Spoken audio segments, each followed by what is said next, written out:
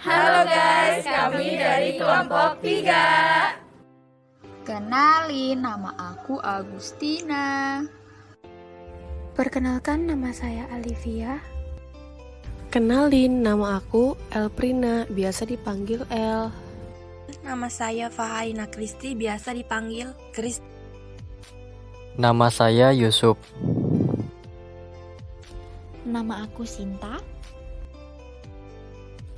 Dan namaku Retno.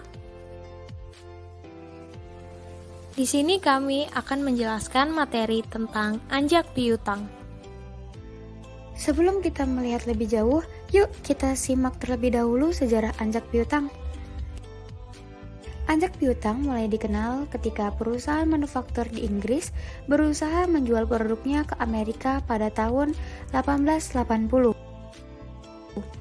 Kegiatan anjak piutang di Indonesia mulai berkembang baik sejak adanya keputusan Presiden nomor 61 dan keputusan Menteri Keuangan nomor 1251 KMK-13/1988 pada tanggal 20 Desember 1988. Peraturan ini diterapkan untuk memberikan alternatif pembayaran usaha dari berbagai jenis lembaga keuangan termasuk perusahaan anjak piutang. Apa sih anjak piutang itu? Anjak piutang adalah kegiatan pembiayaan piutang usaha yang menggadaikan atau menjual piutang usaha sebagai jaminan untuk memperoleh pinjaman atau tambahan modal kerja. Dasar hukum anjak piutang. Di Indonesia, anjak piutang adalah aktivitas keuangan yang dilindungi hukum perdata. Dasar hukum anjak piutang mengacu pada keputusan Presiden nomor 61 tahun 1988 pasal 2 yang meresmikan anjak piutang sebagai salah satu bidang usaha pembiayaan. Pasal tersebut kemudian diperkuat dasar hukum anjak piutang lainnya, yaitu keputusan Menteri Keuangan nomor 1251 KMK-3031 tahun 1988 tentang ketentuan dan tata cara pelaksanaan lembaga pembiayaan.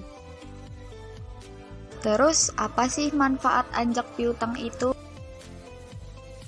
Manfaat anjak piutang adalah yang pertama, menurunkan biaya produksi perusahaan. Yang kedua, memberikan fasilitas pembiayaan dalam bentuk pembayaran di muka sehingga akan meningkatkan kredit standing perusahaan klien. Yang ketiga, meningkatkan kemampuan klien memperoleh laba melalui peningkatan perputaran modal kerja. Yang keempat, menghilangkan ancaman kerugian akibat terjadinya kredit macet. Yang kelima, mempercepat proses pertumbuhan ekonomi. Jenis-jenis anjak piutang secara umum. Yang pertama, full service factoring. Anjak piutang ini memberikan jasa secara menyeluruh, baik jasa pembiayaan maupun non-pembiayaan. Yang kedua, resort factoring. Anjak piutang ini tidak mau menerima perjanjian anjak piutang yang menyertakan bad debts. Yang ketiga, bulk factoring.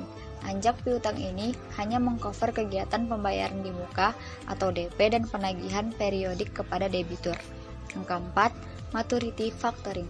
Pembiayaan pada dasarnya tidak diperlukan oleh klien, tetapi oleh pengurusan penjualan dan penagihan piutang serta proteksi atas tagihan. Yang keempat, agensi factoring. Anjak piutang dengan mengatasnamakan penagihan piutang pada perusahaan lain. Yang keenam, invoice discounting factoring. Perusahaan anjak piutang yang hanya menyediakan jasa pembiayaan piutang tanpa penagihan. Yang ketujuh, undisclosed factoring. Perusahaan anjak piutang khusus menyediakan jasa proteksi terhadap bad debts. Nah, apa saja sih kegiatan yang dilakukan oleh anjak piutang? Yang pertama, menjual atau memindahkan hak menagih piutang dagang. Kedua, menjaminkan piutang. Ketiga, akseptansi bank. Apa sih akseptansi bank itu? Akseptansi bank adalah suatu pernyataan kesanggupan bank pengaksep untuk melakukan pembayaran atas suatu wesel berjangka yang diterbitkan oleh eksportir pada saat jatuh tempo wesel dimaksud. Dan yang keempat atau yang terakhir, menggadaikan piutang wesel.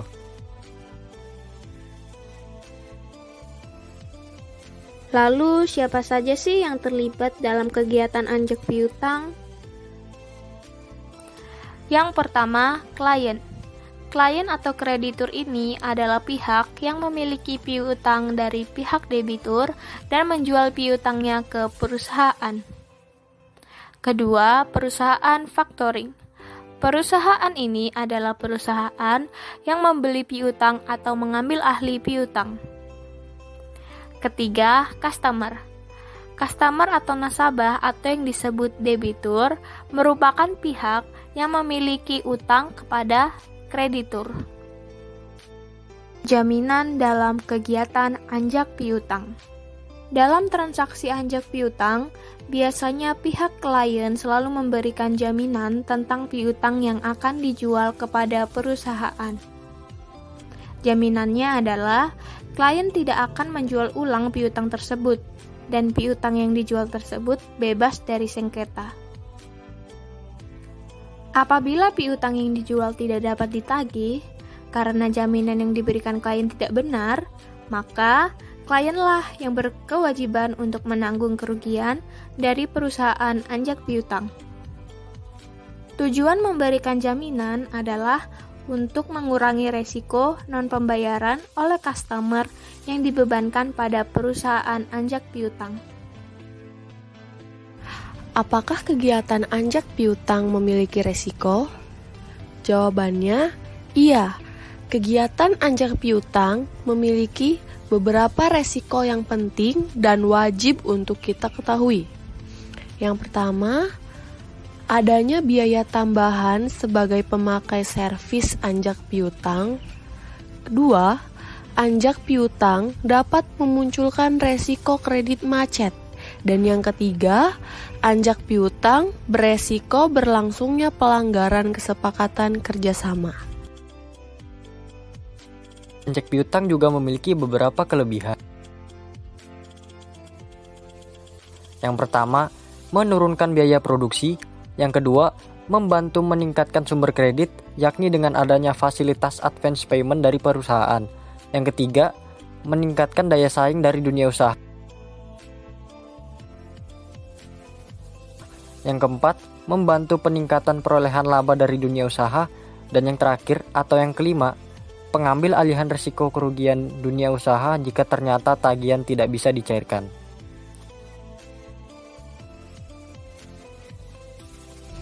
Kelemahan dari anjak piutang. Yang pertama, menambah beban biaya terhadap bisnis yang bersangkutan. 2. Menimbulkan resiko yang tinggi terhadap keberhasilan dalam menagih piutang. Yang terakhir, menurunkan rekapitulasi.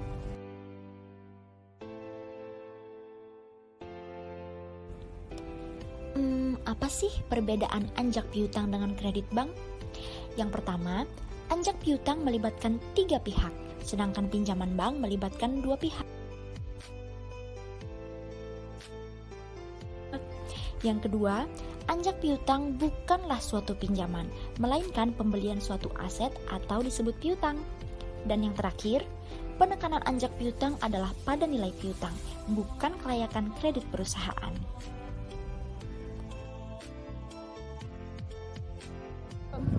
Oke guys, jadi itu saja materi singkat tentang anjak piutang dari kelompok kami. Sekian, terima kasih.